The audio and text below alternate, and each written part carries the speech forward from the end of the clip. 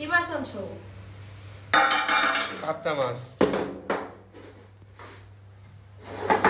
দেখি কি মাছ।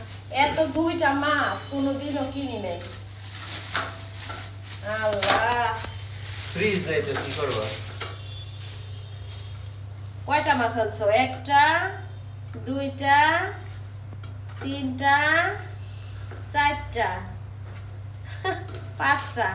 এই পাঁচটা মাছ আনছো, একক তো খাওয়া যাবো।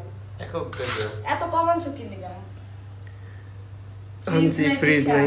এক হিসাবে ভালোই করছো, নগদ আনবো আর রান্না করবো। যেহেতু ফ্রিজ নাই, মাছ রাখারও তো কোনো ব্যবস্থা নেই।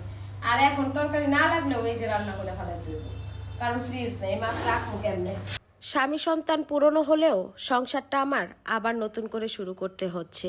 কি যে একটা পরিস্থিতি, নাই কোনো পিড়ি বেলুন, নাই কোনো পাটাপোতা, ঘরে নাই একটা ফ্রিজ, এমনকি ভালো হাঁড়ি পাতিলও নাই।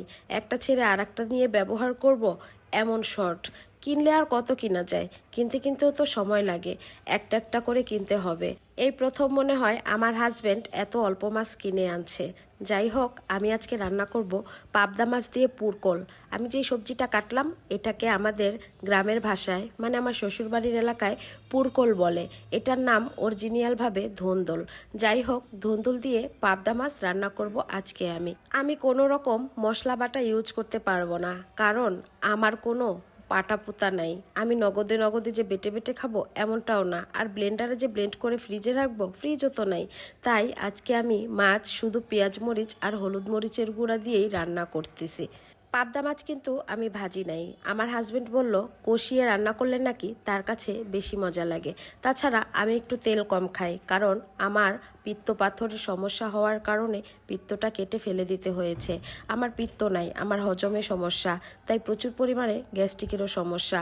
যাদের এই অপারেশনটা হয়েছে শুধু তারাই বুঝতে পারবে। তো এই জন্য ডাক্তার আমাকে তো টোটালি তেল খেতে নিষেধ করেছে। আমি তেল ছাড়া তো খেতে পারবো না, তাই অল্প অল্প তেল দিয়েই রান্না করি। এই যে দেখো কেমন লাগলো আমার এই পোরকল আর পাবদা মাছ রান্না। তোমরা কিভাবে রান্না করো আর আমার রান্নাটা পারফেক্ট হয়েছে কিনা কমেন্টে জানাইও। কেমন? তো আজকের রান্না এ পর্যন্তই। আল্লাহ হাফেজ।